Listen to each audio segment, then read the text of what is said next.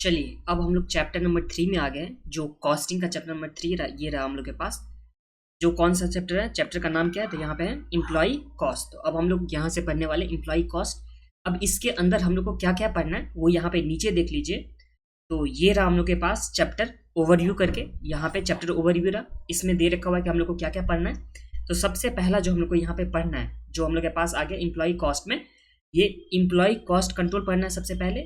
Employee cost control में हम लोग को यहाँ पे सब, उसके बाद पढ़ना है अटेंडेंस एंड पेरोल प्रोसीजर, उसके बाद इम्प्लॉई या लेबर टर्नओवर, फिर उसके बाद एफिशिएंसी रेटिंग प्रोसीजर हम लोग को पढ़ना है। उसके बाद जो हम लोग को पढ़ना है यहाँ पे इम्प्लॉई कॉस्ट, जिसमें हम लोग को आइडियल टाइम कॉस्ट पढ़ना है, उसके बाद ओवर टाइम कॉस्ट पढ़ना है, एंड उसके बाद wages payment and incentive system हम लोग को इस चैप्टर के अंदर पढ़ना है। तो समझ में आ गया आप लोग को क्या क्या पढ़ना है। एक बार क्विक रिकैप करते हैं। देखिए, इम्प्लॉई कॉस्ट कंट्रोल, उसके बाद अटेंडेंस एंड पेरोल प्रोसीजर, उसके बाद employee labour turnover, efficient rating procedure, और उसके बाद इम्प्लॉई कॉस्ट में हम लोग को तीन चीज़ और, जहाँ पे इम्प्लॉई टाइम कॉस्ट हो गया, उसके बाद यहाँ पे ओवर टाइम कॉस्ट हो गया, and wages payment and incentive system हम लोग को पढ़ना है। ठीक है, यहाँ तक तो आप लोगों को कुछ भी प्रॉब्लम नहीं है। अभी तक हम लोग कुछ देखे ही नहीं है, बस देखे है कि चैप्टर में हम लोग को क्या क्या पढ़ना है। अब यहाँ आ जाइए, यहाँ पे इंट्रोडक्शन का पार्ट रखा हो, तो इंट्रोडक्शन का पार्ट आप लोग खुद से पढ़िएगा। थ्योरी पार्ट जितना भी होगा उसमें मैं थोड़ा बहुत समझाऊंगा, जो भी प्रैक्टिकल होगा उसमें मैं अच्छे से समझाऊंगा। तो वहाँ आप लोग को प्रॉब्लम बिल्कुल भी नहीं होगा। प्रैक्टिकल वाले पार्ट में, थ्योरी वाले पार्ट में मैं समझाऊंगा, बट बहुत ही कम समझाऊंगा, तो वो बाकी आप लोग को खुद से करना है। ठीक है, तो यहाँ देखिए इम्प्लॉय कॉस्ट, यहाँ पे क्या बोला कि employee cost is wider term which include, जो जिसमें इंक्लूड क्या क्या किया जाता है, तो यहाँ पे वेजेस किया जाता है, उसके बाद यहाँ पे सैलरी इंक्लूड किया जाता है, उसके बाद यहाँ पे बोनस इंक्लूड किया जाता है, इंसेंटिव इंक्लूड किया जाता है, ETC pay to the employee and charge to a cost object as a labour cost. तो देखिए इम्प्लॉय कॉस्ट या लेबर कॉस्ट, इम्प्लॉय कॉस्ट या लेबर कॉस्ट में क्या क्या आता है, तो देखिए सबसे पहले आ गया यहाँ पे वेजेस आ गया, सैलरी आ गया, बोनस आ गया, इंसेंटिव आ गया, जो भी इंप्लॉय को पे किया जाता है, जो भी इंप्लॉय को यहाँ क्या किया जाता है, पे किया जाता है, या charge to the cost object of the labour cost, या लेबर कॉस्ट करके जो हेडिंग लेबर कॉस्ट हो गया उसके अंतर्गत जो भी एक्सपेंस दिखाया जाएगा वो सारे के सारे इंक्लूड होगा किसमें, तो यहाँ पे ये सारे का सारा इंक्लूड होगा इंप्लॉई कॉस्ट में। ठीक है, तो ये हो गया। अब देखिए आगे देख लेते हैं, कुछ कुछ यहाँ पे थ्योरी पार्ट हम लोग डिस्कस कर लेते हैं, उसके बाद हम लोग प्रैक्टिकल पार्ट में चलेंगे। तो देखिए सबसे पहले यहाँ पे क्या बोला, इम्प्लॉई लेबर कॉस्ट क्या होता है, तो इम्प्लॉई लेबर कॉस्ट के लिए यहाँ पे दे रखा हुआ है डेफिनेशन में क्या, कि employee labour cost benefit paid और पेबल टू द इम्प्लॉय, जो कुछ भी बेनिफिट पे किया जाता है या पेबल होता है, बाद में पे किया जाएगा या अभी पे कर दिया जाएगा, वो किसको, इम्प्लॉय को, ऑफ एन एंटिटी, किसी भी एंटिटी के एम्प्लॉय को जो कुछ भी पे किया जाएगा, बेनिफिट पे किया जाएगा, या पेड अभी किया जाएगा या बाद में पे किया जाएगा, वेदर परमानेंट और temporary for the service render bye them. तो यहाँ पे इम्प्लॉय दो तरह का हो सकता है, एक तो टेम्पररी हो सकता है, एक हो सकता है परमानेंट। परमानेंट का मतलब क्या हो गया कि जो हमेशा कंपनी में आकर के काम करता है, किसी भी एंटिटी होता है वहां पे आकर के काम करता है, तो वो क्या हो गया परमानेंट एम्प्लॉय।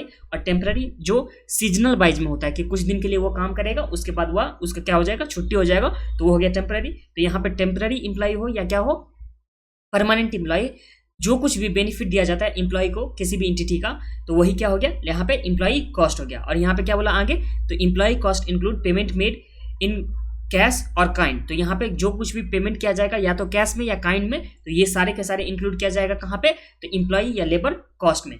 फिर यहाँ पे क्या बोला, employee cost include the following, क्या क्या इंक्लूड किया जा रहा है, तो यहाँ पे सबसे पहले वेजेस एंड सैलरी हो गया, वेजेस एंड सैलरी, उसके बाद यहाँ पे अलाउंसेस एंड इंसेंटिव, फिर पेमेंट फॉर ओवर टाइम्स, अगर कुछ भी कोई जैसे मान के रखते हैं कि 8 आवर यहाँ पे किसी भी फैक्ट्री में 8 आवर यहाँ पे वर्किंग टाइम है, ठीक है, तो 8 आवर से जितना ज्यादा करेगा तो उसके लिए उसे वो क्या माना जाता है कि ओवर टाइम। मान के रखो ये वर्कर जो है वो 10 आवर यहाँ पे काम कर रहा है, तो 2 आवर जो एक्स्ट्रा काम किया यहाँ पे 2 आवर, ये क्या हो जाएगा, तो ये हो जाएगा ओवर टाइम। तो ये ओवर टाइम के लिए भी जो भी पेमेंट किया जाएगा वो भी यहाँ पे इंक्लूड किया जाता है एम्प्लॉई लेबर कॉस्ट में। तो ये समझ में आएगा आप लोगों को।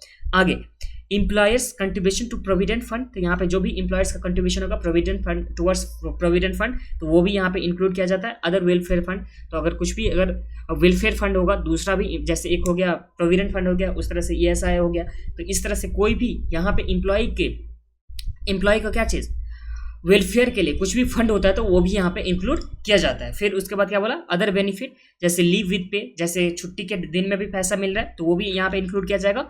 फ्री और सब्सिडी फूड, तो मान के रखो फ्री फूड दिया जा रहा है एम्प्लॉय को, तो वो भी यहाँ पे इंक्लूड किया जाएगा, या सब्सिडी दिया जाता है फूड में। मान के रखो क्या कि फूड कितने का है, 50 रुपीज़ का है, बट एम्प्लॉय को ये कितने में दिया जा रहा है, ₹20 में, तो ये भी यहाँ पे इंक्लूड किया जाएगा।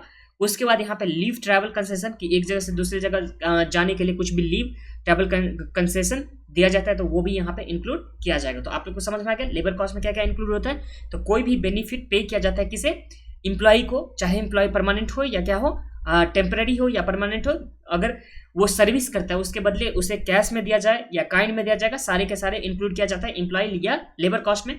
इसमें मोस्टली इंक्लूड किया जाएगा वेजेस एंड सैलरी, फिर अलाउंसेस एंड इंसेंटिव, उसके बाद पेमेंट अगर दिया जा रहा है ओवर टाइम के लिए तब, और उसके बाद कोई भी वेलफेयर फंड में अगर कंट्रीब्यूट करता है एम्प्लॉयर, मतलब कंपनी कंट्रीब्यूट करता है या एंटिटी कंट्रीब्यूट करता है तो वो भी यहाँ पे इंक्लूड किया जाता है। और अदर बेनिफिट जैसे हो गया लीव विद पे हो गया, उसके बाद यहाँ पे फ्री या सब्सिडी दिया जा रहा है फूड में, ट्रैवलिंग के लिए यहाँ पे कंसेशन दिया जा रहा है, तो ये सारे के सारे यहाँ पे इंक्लूड किया जाता है एम्प्लॉय या लेबर कॉस्ट में। तो यहाँ तो आप लोग कुछ भी प्रॉब्लम नहीं है। अब देखिए क्लासिफिकेशन ऑफ एम्प्लॉय या लेबर कॉस्ट। तो लेबर कॉस्ट को यहाँ पे दो तरह से कैटेगराइज किया गया है। यहाँ पे पहला जो हो गया वो कैटेगरी डायरेक्ट का, और दूसरा यहाँ पे हो गया इनडायरेक्ट एम्प्लॉय कॉस्ट। तो डायरेक्ट एक हो गया, एक दूसरा क्या हो गया इनडायरेक्ट। डायरेक्ट में यहाँ पे क्या, which can be attributed to the cost object, तो जो डायरेक्टली अट्रीब्यूट हो सकता है कॉस्ट ऑब्जेक्ट को उसे हम लोग क्या बोलते हैं, डायरेक्ट एम्प्लॉय बोलते हैं। जैसे मान के रखो एक ये पैकेट मान के रखो, यहाँ पे क्या हो रहा है, प्रोडक्शन हो रहा है, ठीक है, किसी भी चीज का यहाँ पे प्रोडक्शन हो रहा है, तो इसके लिए यहाँ पे जो काम करने वाला है डायरेक्टली यहाँ पे काम जो करने वाला है,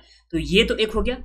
और उसके बाद मान के रखो यहाँ पे स्पेस तो चाहिए होगा ना, जहाँ पे प्रोडक्शन होगा तो वहाँ तो स्पेस चाहिए होगा। तो प्रोडक्शन हो रहा है, बहुत सारे प्रोडक्ट का प्रोडक्शन हो रहा है, बट वहाँ पे एक गार्ड, यहाँ पे एक सिक्योरिटी गार्ड या गार्ड वहाँ पे रखा हुआ है। तो वो जो गार्ड है वो क्या कर रहा है, देखभाल कर रहा है, जितना भी प्रोडक्शन हो रहा है उसका देखभाल कर रहा है। तो ये क्या हो गया, जो गार्ड यहाँ पे काम करेगा वो हो गया इनडायरेक्ट एम्प्लॉय कॉस्ट हो गया। और डायरेक्ट एम्प्लॉय कॉस्ट जो डायरेक्टली यहाँ पे अट्रीब्यूट कर रहा है, जो स्पेसिफिक प्रोडक्ट के लिए, स्पेसिफिक गुड्स के लिए जो यहाँ पे प्रोडक्शन कर रहा है वो क्या हो गया, डायरेक्ट एम्प्लॉय हो गया। तो इससे यहाँ पे क्या लिखा हुआ है, which can be directly attributable to the cost object. तो डायरेक्ट एम्प्लॉय कॉस्ट में जो डायरेक्टली अट्रीब्यूट हो सकता है कॉस्ट ऑब्जेक्ट को, और इनडायरेक्ट एम्प्लॉय कॉस्ट में क्या होगा, which cannot be directly attributable to a particular cost object। तो जो डायरेक्टली यहाँ पे अट्रीब्यूट नहीं हो सकता है कॉस्ट ऑब्जेक्ट में वो क्या हो गया, इनडायरेक्ट एम्प्लॉय कॉस्ट। और हाँ, ये डिफरेंस आप लोग पढ़ लीजिएगा, distinction between direct and indirect employee cost, ये आप लोग को खुद से पढ़ना है। तो यहाँ पे first point, second point, third point, ये सब आप लोग खुद से कर लीजिएगा, ठीक है। अब यहाँ पे नीचे हम लोग आगे आ जाते हैं, ये सब आप लोग देख लीजिएगा एक बार, बहुत ईजी है। यहाँ पे इंपॉर्टेंट क्या चीज़ है एम्प्लॉय कॉस्ट का, तो ये देख लीजिएगा।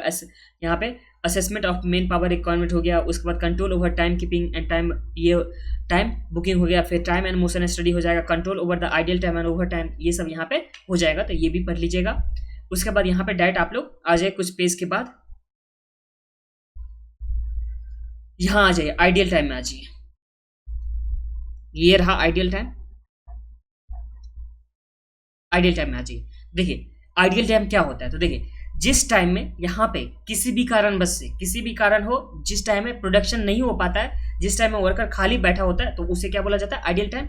जहाँ पे यहाँ पे देखिए डेफिनेशन में क्या दे रखा हुआ है, the time during which no production is carried out, जहाँ जिस टाइम में प्रोडक्शन कैरी नहीं हो रहा है, because of the worker remain idle but are paid. देखिए वर्कर यहाँ पे काम करने के लिए कितना आवर का टाइम दे रहा है, तो यहाँ पे 8 आवर का यहाँ पे टाइम दे रहा है, बट यहाँ पे जो फैक्ट्री में एक्चुअल काम होता है वो कितने आवर का हो रहा है, मान के रखते हैं 6 आवर का यहाँ पे एक्चुअल टाइम में, एक्चुअल में यहाँ पे 6 आवर का यहाँ पे काम हो रहा है, बट 2 आवर जो बचा हुआ है उसमें लंच टाइम हो गया, बाकी एक जगह से दूसरी जगह लाने में, जाने में, उसके बाद एक जगह से दूसरे जगह मटेरियल लाने में, ये सब में काम चला जाता है, बट एक्चुअल में जो काम होता है वो कितना आवर, 6 आवर होता है। तो ये जो 2 आवर होगा उसे क्या बोला जाएगा यहाँ पे, आइडियल टाइम। जिस टाइम में प्रोडक्शन नहीं होता है बट उसे पे किया जाता है, जिस टाइम में प्रोडक्शन नहीं हुआ बट जिस टाइम प्रोडक्शन नहीं हुआ, एम्प्लॉय प्रोडक्शन नहीं कर रहा है बट उसे पे किया जाता है, उस टाइम को हम लोग क्या बोलते हैं यहाँ पे, तो उसे हम लोग बोलते हैं आइडियल टाइम। तो ये समझ में आ गया आप लोग को।